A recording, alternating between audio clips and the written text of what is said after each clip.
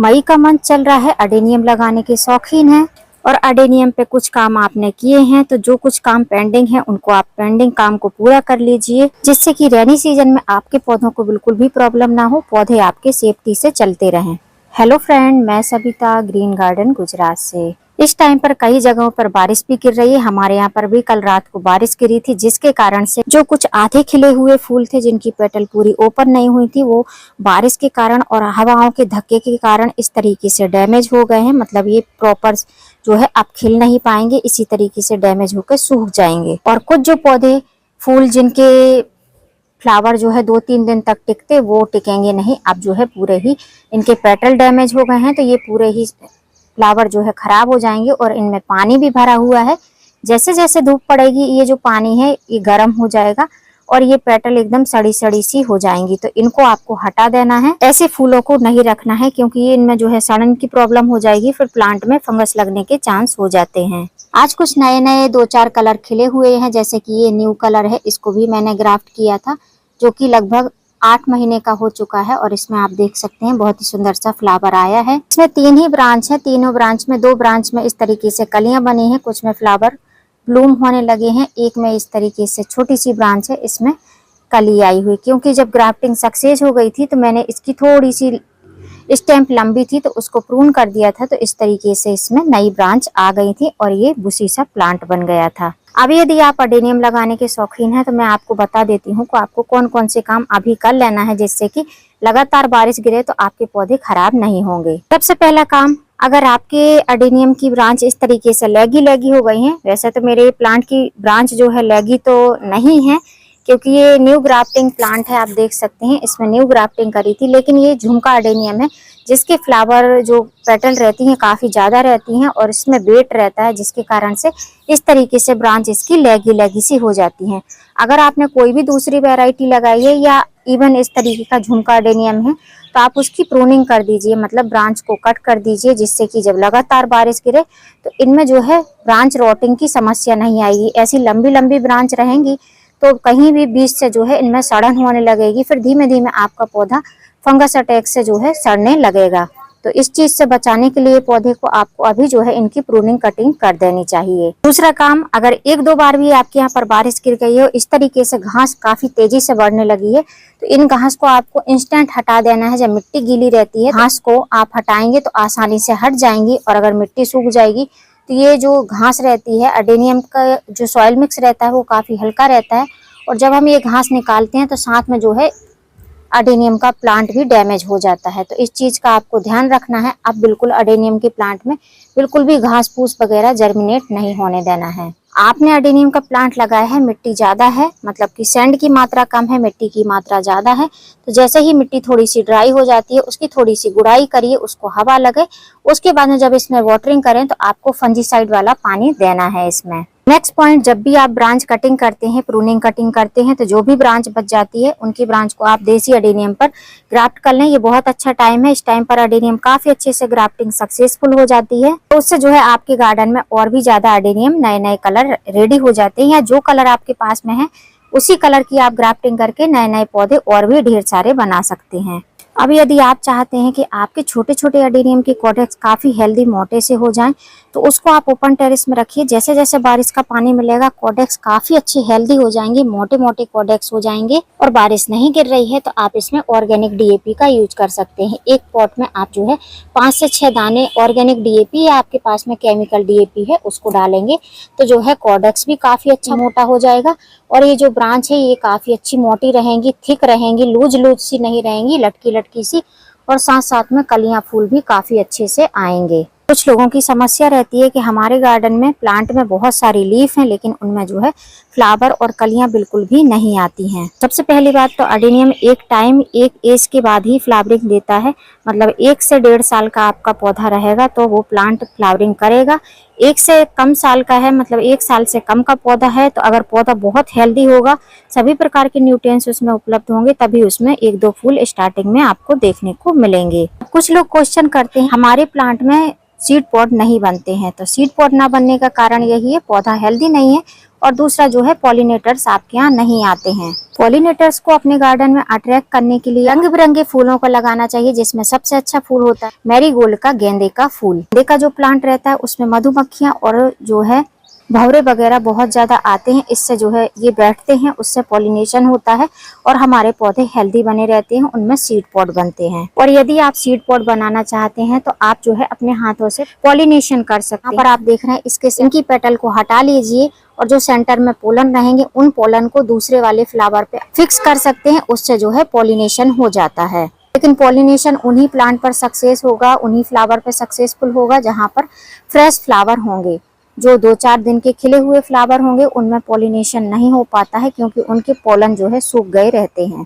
यदि इसके बाद भी समझ में ना आया हो तो आप कमेंट बॉक्स में कमेंट ड्रॉप करना, किस तरीके से पॉलिनेशन करना है, मैं आपको पॉलिनेशन करके भी दिखाऊंगी। वैसे तो मैंने अडेनियम के पौधे में आज तक कभी भी पॉलिनेशन नहीं किया है, अपने आप ही पॉलिनेशन हो जाता है और सीड पॉड बन जाते हैं। मैं साधारण शब्दों में कहूँ, इजी वे में, तो अगर आप चाहते हैं कि सीड पॉड काफी ज्यादा मिले तो इस तरीके के देसी अडेनियम अपने गार्डन में ऐड करिए, उनमें काफी ज्यादा मात्रा में सीड पॉड लगते हैं। कुछ लोगों के क्वेश्चन रहते हैं कि हमारे अडेनियम के प्लांट में बहुत ज्यादा फ्लावरिंग नहीं होती है, तो अडेनियम की जो है वैरायटी पर भी डिपेंड करता है। ये जो वैरायटी आपको मैं दिखा रही हूँ, इसके फ्लावर बहुत ही सुंदर हैं, बहुत सुंदर सा इनका कलर है, ना तो ये रेड कलर है ना ही पिंक कलर है, और साइड साइड में व्हाइट कलर भी है।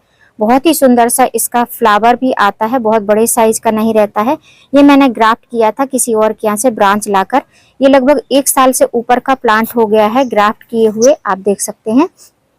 लेकिन इसमें ना तो बहुत ज्यादा ब्रांच आती है, ना बहुत ज्यादा इसमें फ्लावरिंग होती है।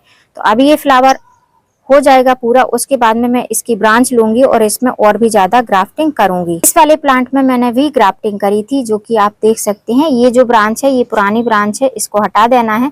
इसके वजह से भी जब ऐसी ब्रांच लगी रहती है जो कि हमारे रूट स्टॉक से ज्वाइंट रहती हैं, वो जो है उसके कारण हमारे ऊपर जो हमने ग्राफ्ट किया रहता है ये वाला पार्ट तेजी से बढ़ नहीं पाता है, उसके बाद भी जो है हमारे पौधे में फ्लावरिंग और ग्रोथ नहीं हो पाती है। तो इस चीज का आपको ध्यान रखना है कि जो रूट स्टॉक से जुड़ी हुई ब्रांच रहती है उसको हमेशा आपको हटा देना चाहिए। और अगर लंबे लंबे पौधे हो गए हैं जैसा मैंने बोला, तो आप जो है ग्राफ्टिंग कर लीजिए कटिंग करके, जिससे ब्रांच लूंगी और दूसरे पौधों में ग्राफ्टिंग करूंगी। ये नया कलर है मेरे गार्डन में। बहुत सारे लोग ये गलतियां करते हैं कि ग्राफ्टिंग पॉइंट को ही काट देते हैं, उसके बाद में सिंपल से जो सिंपल अडेनियम रहता है, देसी अडेनियम, उसी के फ्लावर आपको अपने प्लांट में देखने को मिलते हैं। तो ऐसा आपको नहीं करना है। हमेशा अडेनियम आप जब भी लाते हैं ग्राफ्टेड अडेनियम, तो आपको देखना है कि प्लांट कहाँ से ग्राफ्ट है। जैसे कि अगर वी ग्राफ्टिंग है तो वी ग्राफ्टिंग थोड़ी सी कम इजी वे में समझ में आती है। जैसे आप देख रहे हैं ये वी ग्राफ्टिंग है, यहाँ पर आप देखेंगे ये वी ग्राफ्टिंग है जो मैंने करी थी, 1 साल हो गया लगभग। ये वी ग्राफ्टिंग है, इस तरीके से आप गौर से देखेंगे तभी समझ में आएगा। अब इसके आप जो है यहाँ से अगर इसको कट कर देंगे तो ये ग्राफ्टिंग पॉइंट कट हो जाएगा, ये ब्रांच कट हो जाएगी, नीचे का सिंपल अडेनियम जो देसी अडेनियम है वही बचेगा। तो देसी वैरायटी के ही फ्लावर आएंगे। तो मैं जब इसको कट करूंगी तो ये ग्राफ्टिंग पॉइंट है, मैं यहाँ से इसको कट कर दूंगी तो यहाँ से जो है नई नई ब्रांच निकलेंगी, और ये वाली ब्रांच जो नीचे से रूट से जुड़ी हुई है रूट स्टॉक से, इसको भी हटा दूंगी। अब जो लोग बोलते हैं कि हमारे अडेनियम की ग्रोथ नहीं हो रही है, तो आज मैं आपको एक फर्टिलाइजर बताऊंगी। ऑर्गेनिक फर्टिलाइजर है, कोई भी पैसा वगैरह खर्च नहीं होगा, उसका आप यूज करेंगे तो आपके अडेनियम के पौधे में पत्ते भी आएंगे, साथ में फूल भी आएंगे। जो लोग मेरे अडेनियम के डेली ही वीडियो देखते हैं उनको पता है कि मैं ग्राफ्टिंग काफी ज्यादा करती हूँ, मुझे ग्राफ्टिंग करना पसंद है, और ग्राफ्टिंग से ही मैं अपने गार्डन में ढेर सारे पौधे बना चुकी हूँ। ये भी मेरे ग्राफ्ट किए हुए पौधे हैं जिसमें कुछ ऑरेंज शेड में कलर आता है, बहुत ही सुंदर फ्लावर इसमें आते हैं। तो इसके अभी 2 प्लांट ही बचे हुए हैं, ये 2 प्लांट हैं, और मैंने बहुत सारे और भी ग्राफ्ट किए हैं, तो उनमें से आज कुछ पौधों को मैं रिपोर्ट करूंगी। यहाँ पर आप देख सकते हैं आपको 3 पॉली बैग में लगे हुए पौधे दिखाई दे रहे हैं। मैं ग्राफ्ट किए थे लगभग 1 महीना हो गया है, और अभी आप इनकी ग्रोथ देख सकते हैं। तो अब इनको मैं पॉली बैग में लगा कर नहीं रखूंगी, क्योंकि सभी को पता है कि मैं जो है लोकल में जो है इनको सेल कर देती हूँ, तो मैं पॉट में लगा कर ही सेल करती हूँ। तो इस तरीके से अब इनको ब्लैक पॉट में मैं लगा कर रखूंगी। ये है नर्सरी पॉट, इन्हीं नर्सरी पॉट में इन प्लांट को मैं लगाऊंगी। किस तरीके का सॉइल मिक्स बनाऊंगी वो भी दिखाऊंगी, क्योंकि मैं जो पौधे लगाती हूँ उनको दोबारा रिपोर्ट नहीं करना पड़ता है। जो लोग लेते हैं वो वैसे ही वैसा अपने गार्डन में रखते हैं, इजीली अच्छे से ग्रोथ करते हैं पौधे। तो आप देख रहे हैं ये न्यू ग्राफ्टेड पौधे हैं, तो ऐसा नहीं है कि इनको बस जैसे लगा दूंगी वैसे ही इनको दे दूंगी। अभी इनको कुछ टाइम तक रखूंगी जैसे जैसे इनकी ग्रोथ होने लगेगी, क्योंकि मुझे नहीं पता रहता कि कौन से कलर का फ्लावर है। मेरा जब भी मन करता है ब्रांच कट करके ग्राफ्ट कर लेती हूँ, तो जब फ्लावर आएगा उसके बाद ही जो है इनकी सेलिंग स्टार्ट होगी। को रिपोर्ट करने के लिए मैंने 3 चीजें लेकर रखी हैं, जिसमें है ये soil, garden soil, sand, construction sand, और तीसरा जो है कोकोपीट। कोकोपीट ऑप्शनल रहता है, अगर आपको रखना है तो रखिए, या राइस हस्क ले सकते हैं, या सैंड ही ज़्यादा मात्रा में ले सकते हैं। मैं हल्का सॉइल मिक्स बनाने के लिए कोकोपीट का यूज करती हूँ, और गर्मियाँ ज़्यादा पड़ती है इसकी वजह से जो है मॉइस्चर मेंटेन करने के लिए भी कोकोपीट का यूज किया जाता है। अब तीनों चीज़ों को हम इसमें डाल देंगे। आपने नोटिस किया होगा कि मैंने सबसे ज़्यादा मात्रा जो है वो है सैंड की ली है। तीनों चीज को डालने के बाद में अब इसको हम मिक्स कर लेंगे। अब ये सॉइल मिक्स करें उसके पहले हमको इसमें ऐड करना है ये फर्टिलाइजर। यही आज हमारा फर्टिलाइजर है, और कोई भी हमको ग्रेन्यूल्स वगैरह नहीं डालना है। ये क्या है, ये है बकरी की मेमनी, जो कि ऑर्गेनिक फर्टिलाइजर होता है। ये पुरानी है इसलिए आपको इस तरीके से कुछ डिकम्पोज हुई दिख रही है। वैसे तो ये जल्दी से फूटती भी नहीं है, लेकिन आप देख सकते हैं डिकम्पोज हुई है, क्योंकि मैंने काफी टाइम से लाकर इसको रखा हुआ था। तो इसको हमको मिला लेना है। लगभग 1 से 1.5 मुट्ठी मैंने इसको लिया है, इससे ज्यादा नहीं लेना है। डिकम्पोज नहीं हुई है तो आप जो है आधी मुट्ठी ही लीजिए, क्योंकि इसमें गर्माहट काफी ज्यादा होती है। अडेनियम गर्मी पसंद करता है। अभी जो है धीमे धीमे रेनी सीजन भी आ रहा है, इसलिए मैंने इसका यूज किया है। अभी जो है मुझे अपने पौधे में ग्रोथ चाहिए, काफी अच्छी मात्रा में नाइट्रोजन भी मिल जाती है, सभी प्रकार के पोषक तत्व मिल जाते हैं, तो मैंने इसका यूज किया है। आपके पास में ये नहीं है तो आप वर्मी कंपोस्ट या गोबर की खाद भी यूज कर सकते हैं। तो ये हमारा सॉइल मिक्स रेडी हो चुका है। अब जैसा कि मैंने बताया था कि मैं नर्सरी पॉट यूज कर रही हूँ, और ड्रेनेज होल को कवर करने के लिए मैंने सिंथेटिक कॉटन लिया है।